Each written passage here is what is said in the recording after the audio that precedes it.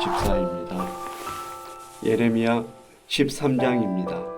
여호와께서 이와 같이 내게 이르시되 너는 가서 뱃띠를 사서 내 허리에 띠고 물에 적시지 말라 하시기로 내가 여호와의 말씀대로 띠를 사서 내 허리에 띠니라.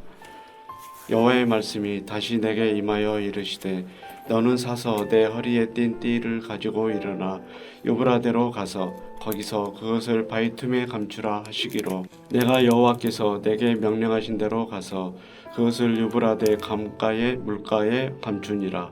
여러 날 후에 여호와께서 내게 이르시되 일어나 유브라데로 가서 내가 네게 명령하여 거기 감추게 한 띠를 가져오라 하시기로 내가 유브라데로 가서 그 감추었던 것을 파고 띠를 가져오니 띠가 썩어서 쓸 수 없게 되었더라. 여호와의 말씀이 내게 임하니라. 이르시되 여호와께서 이와 같이 말씀하시니라. 내가 유다의 교만과 예루살렘의 큰 교만을 이같이 썩게 하리라. 이 악한 백성이 내 말 듣기를 거절하고 그 마음에 완악한 대로 행하며 다른 신들을 따라 그를 섬기며 그에게 절하니 그들이 이 띠가 쓸 수 없음 같이 되리라. 여호와의 말씀이니라. 띠가 사람의 허리에 속함같이 내가 이스라엘 온 집과 유다 온 집으로 내게 속하게 하여 그들로 내 백성이 되게 하며 내 이름과 명예와 영광이 되게 하려 하였으나 그들이 듣지 아니하였느니라. 그러므로 너는 이 말로 그들에게 이르기를 이스라엘의 하나님 여호와의 말씀에 모든 가죽 부대가 포도주로 차리라 하셨다 하라.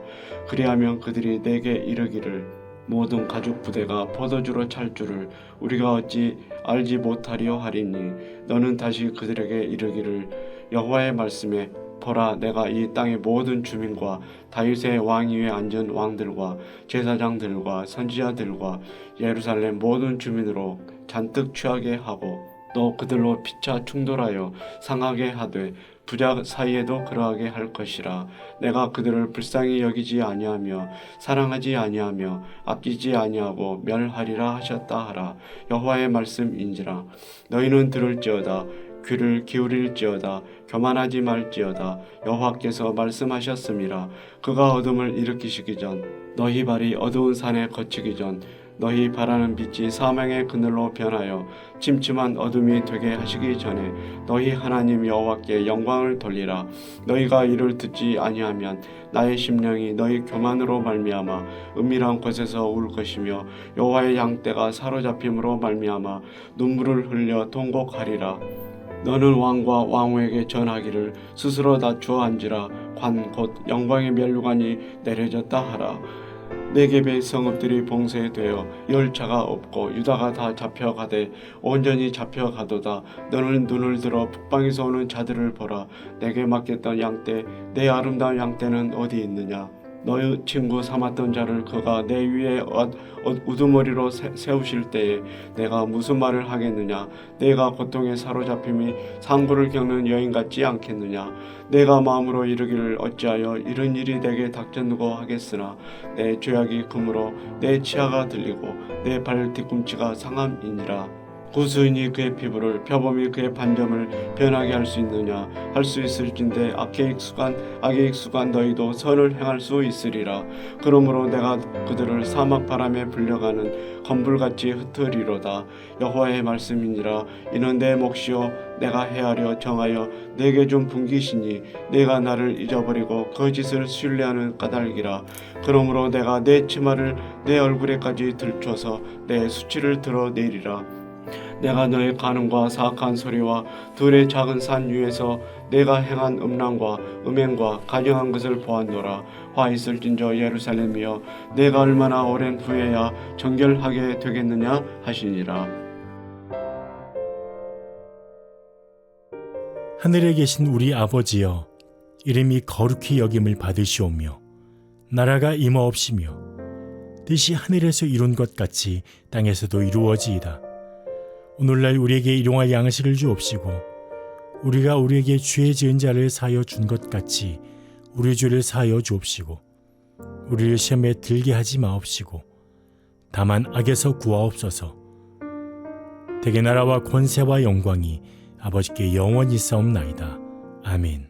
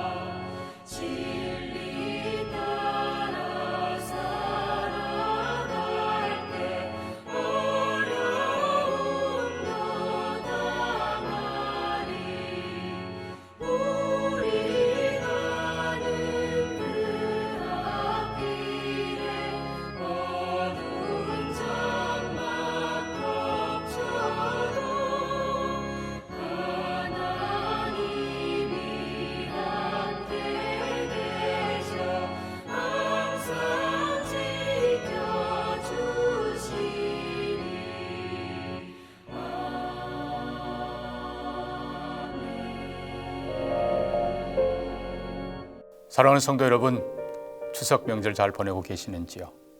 하나님과 동행하는 여러분 되기를 축복합니다. 오늘 본문은 열왕기상 11장입니다. 1절에서 13절까지 본문인데 제가 1절에서 3절까지 봉독하겠습니다. 솔로몬 왕이 바로의 딸 외에 이방의 많은 여인을 사랑하였으니 곧 모압과 암몬과 에돔과 시돈과 헷 여인이라. 여호와께서 일찍이 이 여러 백성에 대하여 이스라엘 자손에게 말씀하시기를 너희는 그들과 서로 통혼하지 말며 그들도 너희와 서로 통혼하게 하지 말라. 그들이 반드시 너희 마음을 돌려 그들의 신을 따르게 하리라 하셨으나 솔로몬이 그들을 사랑하였더라.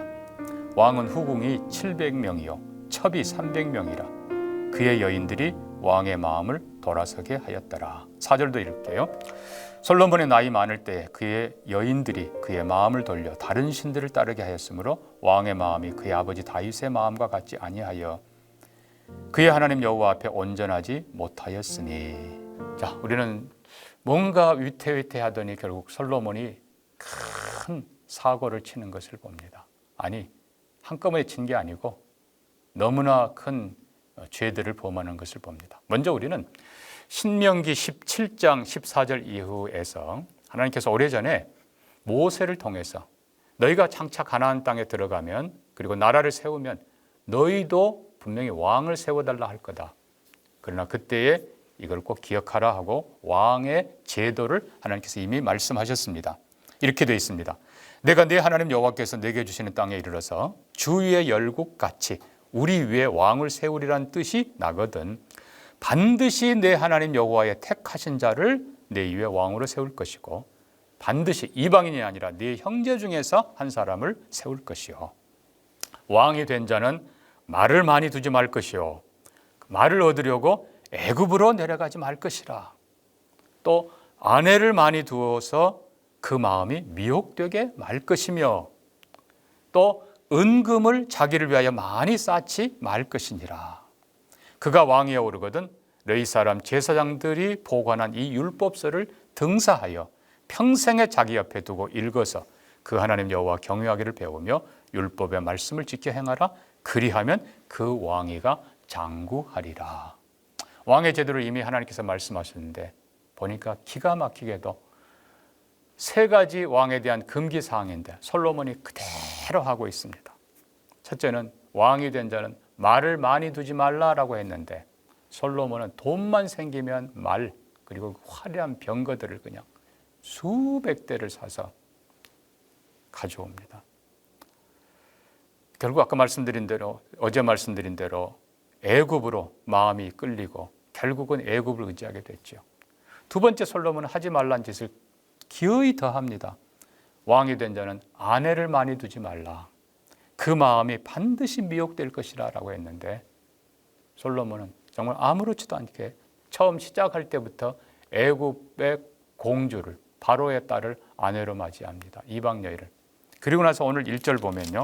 거기서 끝나는 것이 아니라 바로의 딸 외에 이방의 많은 여인을 사랑했다. 그리고는 모압, 암몬, 에돔, 시돈, 헷 여인들.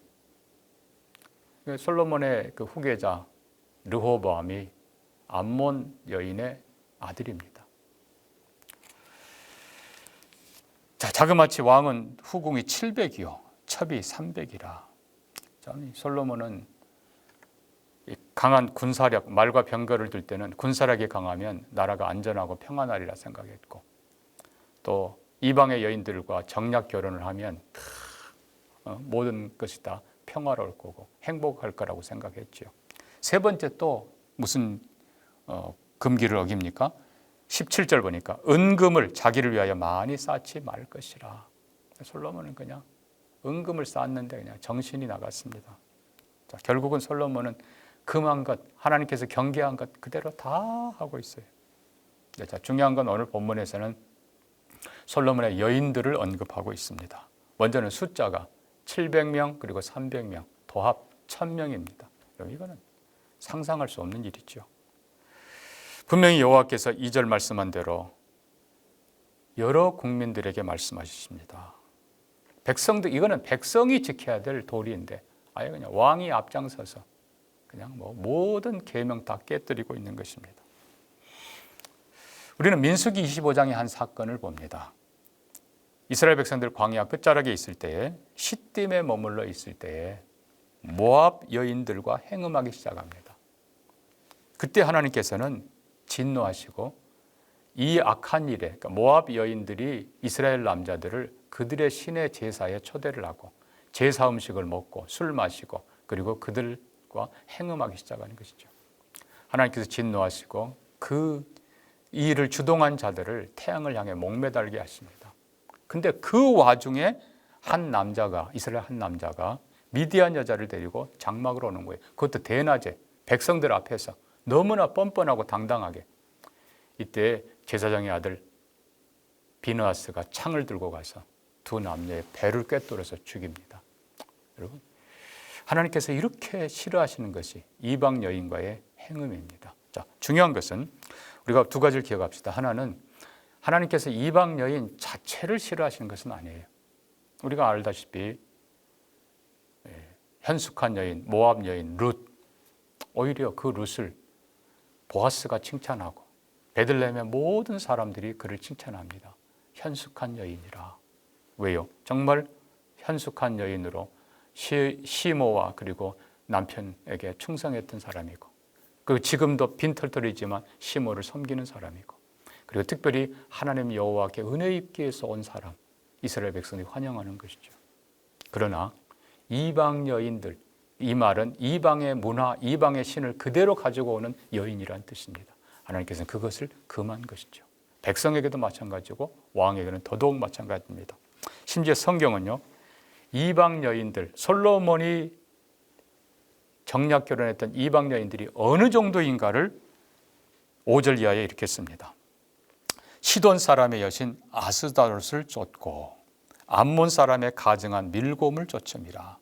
솔로몬이 여호와의 눈앞에서 악을 행하여 그 부친 다윗이 여호와를 온전히 쫓음같이 하지 아니하고 모압의 가증한 그모스를 위하여 예루살렘 산 앞에 산당을 지었고, 또 암몬 자손의 가증한 몰록을 위하여 그렇게 했고, 또 이족 후비들을 위하여 다 그와 같이 한지라. 저희가 자기의 신들에게 분향하며 제사하였더라. 여러분, 기록은 이렇게 되어 있습니다만 우리가 역대하 쪽으로 조금 더 자세히 들어가면, 역대하 쪽은 제사장의 기록이기 때문에 하나님께서 이 신앙에 반대되는 걸 강력하게 경고하면서 조금 더 구체적으로 기록해 놓습니다. 거기 가보면요, 이 아스다롯은 풍요의 여신입니다. 그 말은 결국 음란한 신이죠. 그모스와 몰렉은 인신제사예요. 황소머리 되어 있고, 그리고 이 몸뚱은 놋쇠로 되어 있어서 거기에 불을 지펴서 아이를 태워 죽이는, 그게 인신제사예요. 우상의 신들과 산당들이 예루살렘 앞에 멸망산이라고 부르는데 거기에 오랫동안 남아 있었습니다. 심지어 요시야 왕 때까지도 이런 산당들이 남아 있어서 요시야 왕이 다 정리를 했죠. 지금 열왕기 상인데요, 열왕기 하 17장까지도 보면 인신제사가 진행되는 것을 봅니다. 결국 이 이방 여인들의 악한 신앙이 결국은 솔로몬뿐만 아니라 이스라엘 안에 깊이 들어와서 하나님을 향한 신앙을 얼마나 더럽혔고 얼마나 많은 사람들을 괴롭혔고 이스라엘을 불행하게 만들었는지를 보게 되는 것입니다. 자, 근데 우리가 중요한 걸 다시 봐야 됩니다. 성경은 솔로몬이 나이 많아 늙을 때 왕비들이 그 마음을 돌이켜 다른 신들을 좇게 했다, 이렇게 기록되어 있지만 또 다른 데는 조금 표현 근본 자체가 다릅니다. 1절부터 보면요, 솔로몬 왕이 바로의 딸 외에 이방의 많은 여인들을 사랑했다라고 했었습니다. 여러분, 또 2절에도요, 솔로몬이 그들을 사랑하였더라. 사랑했다라고 하는 말은 가치관을 거기 뒀다는 거예요. 하나님의 말씀, 하지 말라 하는 말씀은 완전히 팽개쳐버리고 이방 여인들에게 가치관을 둔 거예요. 오히려 그들을 더 좋아했고, 그러니까 결국 그들이 솔로몬을 넘어뜨린 게 아니라 솔로몬이 그들에게로 찾아간 것이고 솔로몬이 더 잘못한 것입니다. 또 뒤에도 보면은 그 여인들이 솔로몬으로 하여금 하나님을 떠나게 했다라고 돼 있지만 아니에요. 본문을 다시 쭉 보면요, 9절입니다. 솔로몬이 마음을 돌려 이스라엘 하나님 여호와를 떠났다고 했어요.